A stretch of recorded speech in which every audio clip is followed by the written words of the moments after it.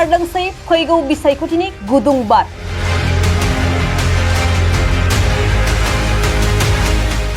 बबे हानजाया बांसिन मासियाव जायगा आवग्रिनो हागोन जादोंसै दाजाब दानख'। बे बाराव 36 नं हरिसिंगा बियाबा सोरनि आवथायाव? इउपिपिएल, बिपिएफ ना बिजेपि?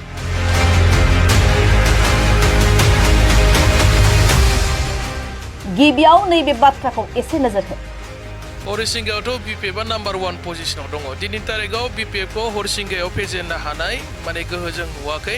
बिपिएफआ नाम्बार 1 हरिसिंगायाव।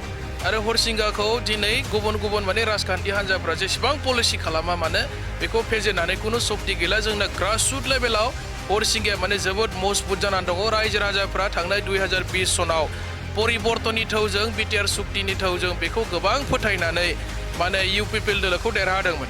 किन्तु दिनै 5 बोसोर बारलांबाय इउपिपिएलनि एक्जिस्टिं एमसिएलए सानजारां बा एलाइस माने सन्जय स्वर्गियारि बिथाङा रायजोफोरनि खाथियाव थांनानै जिबायदि खामानि मावनांगौमोन माने मावनो हानायखौ जों नुवाखै आरोखि।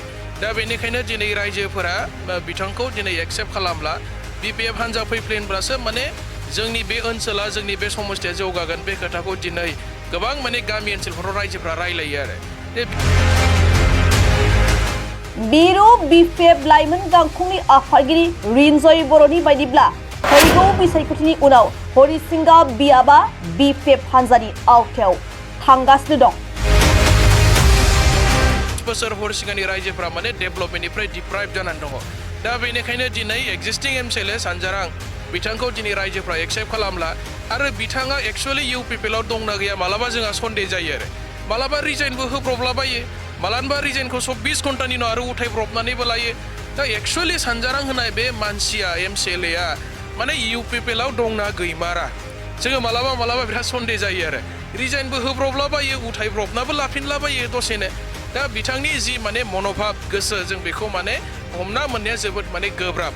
दा इउपिपिएल लिडारफ्राबो हयथ' बेखौ फोथायनाय नंला आरोखि। खेबनै खेबथाम जाबाय रिजाइन होलाय उथायना लालाय।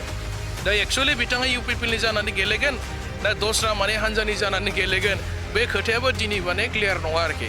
दा बेनिखायनो बिथांनि जि माने एक्सेप्टेन्स जोंनि हरिसिंगा समस्थियाव बे एक्सेप्टेन्सआ दिनै माने गैला। इउपिपिएल हिसाबैसो मानसिफ्रा भट होदोंमोन, परिबर्तननि मुङाव भट होदोंमन।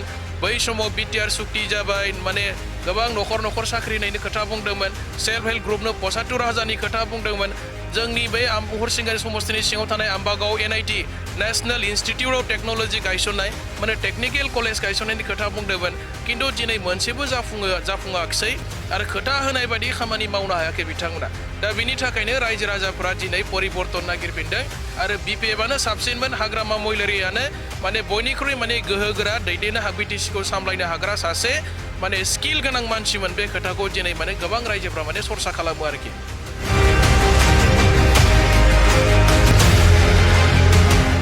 बेराफारसे बिजेपि राजखान्थि हान्जायाबो बिजाथि फसङोब्ला हरिसिंगानि रायजो राजाफ्रा बिपिएफखौसो बजबना लागोन मिजिं रिन्जय बर'नि।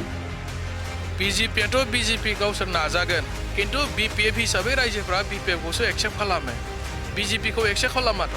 दा बिजेपिया माखासे जायगायाव केन्डिडेट होगोन आरो हरिसिंगायावथ' बिसोरो स्ट्रंलि खामानि मावनाय नङा। आंनि जि बुजिनायाव आंनि मिन्थिनायाव हरिसिंगा समस्थियाव माने बिजेपि हिसाबै माने भारतीय जनता पार्टी हिसाबै देरहानायनि कुनु माने चान्स गैया। आरो बेवहाय माने ट्राइबेल पपुलेसना बांसिन हरिसिंगा ओनसोलाव। जोंहा माइनरिटिबो गोबां दङ। दाथ' माने 16,000सो माइनरिटि दङ बावहाय, मुस्लिम माइनरिटि। दा बे हिसाबै बिथांमोना देरहानो हानायनि सुबिदाया हरिसिंगायाव गैया। दस्रा समस्थिफ्राव बिथांमोना नाजागोन। किन्तु जोङो उदालगुरि जिल्ला हिसाबै बिपिएफआ दिनैनि तारिखाव मोनब्रैया सियर जानानै दङ। बिपिएफआ देरहागोन आरोखि। मोनबायाव मोनब्रैया दिनै 100% खाथां जे मोनब्रै समस्थिखौ जोङो बाय हुक एन्ड क्रुक देरहागोनना दिनै कनफार्म जाना दं बिपिएफ हिसाबै।